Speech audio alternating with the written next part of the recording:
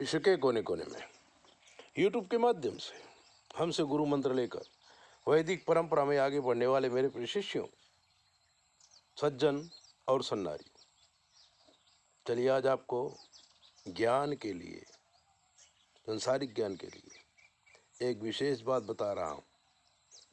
इसको ध्यान से सुनना और समझना क्या होता है। प्रत्यक्षम किम प्रमाणम है।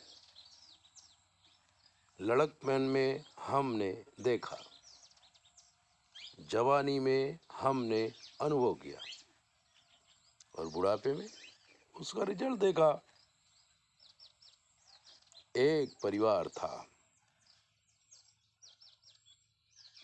बहुत ऊंचे ब्राह्मण थे, इसीलिए उनकी शादी बहुत ही ऊंचे घराने में हो गई। लड़की स्मार्ट, थोड़ा बहुत पढ़ी लिखी, पावरफुल लड़की, बॉडी भी जोरदार, दिमाग भी जोरदार। लेकिन पुराने जमाने में ऐसा रिवाज था कि ब्राह्मणी देखते थे, लड़का नहीं देखते थे।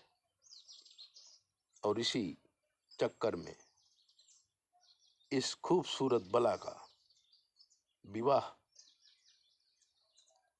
अच्छे कुल में उत्पन्न हुए एक निर्बल के घर में शादी हो गई। लड़की घर आई, थोड़े दिनों तक उसने देखा कि यार ये लड़का मेरे योग्य है नहीं, पर क्या करे।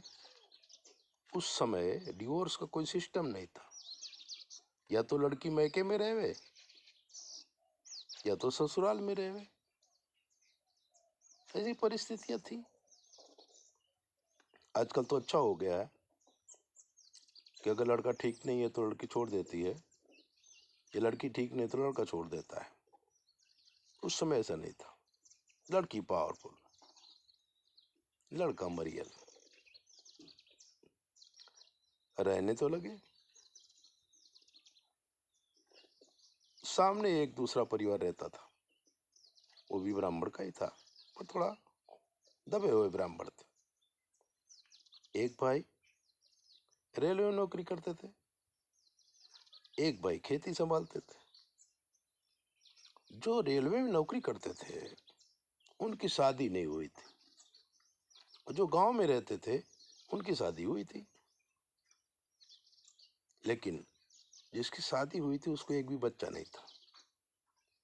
और जो नौकरी करता था वो 3-4 महीने के लिए घर आता था, फिर नौकरी में चला जाता था, फिर महीने रहता था, फिर चला जाता था। अप डाउन चालू रहता था उसका। अब इस लड़की ने देखा कि यार ये ब्राह्मण है, शादी हुई नहीं है, पावरफुल है, रेलवे में नौकरी है, पैसा अच्छा कमाता है, पूरे घर का खर्चा चलाता है। तो उसने धीरे धीरे धीरे धीरे उस रेलवे में नौकरी करने वाले व्यक्ति को अपने अंडर में लिया, अपने मोह पास में बांध लिया और उसकी पत्नी जैसे बन गई। रेलवे की अब सारी कमाई इसके पास आने लगी। घर में जाओ जलाली हो गई, 2-2, 3-3 लड़के हो गए। लेकिन लड़के कोई पावरफुल नहीं हुए। उसमें एक लड़के को उसने गोद ले लिया। अब गोद ले लिया तो संपत्ति में भी उसका अधिकार हो गया। मित्रों, जिसको संतान नहीं थी वो जल्दी मर गया, विधवा औरत रह गई, भाभी। लेकिन ये जो नौकरी करते थे, ये तो नौकरी चालू ही थी, ये भी बुढ़े हो गए, अच्छा पैसा कमाया था। अब वो जिसको इनको जो पूरा परिवार था उसको जमीन मिलनी चाहिए, लेकिन चूंकि ये गोद लिया था लड़का, इसलिए जमीन में हक इसका हो गया। लेकिन परिवार वाले दबंग थे, उन्होंने जमीन देना नहीं चाहा।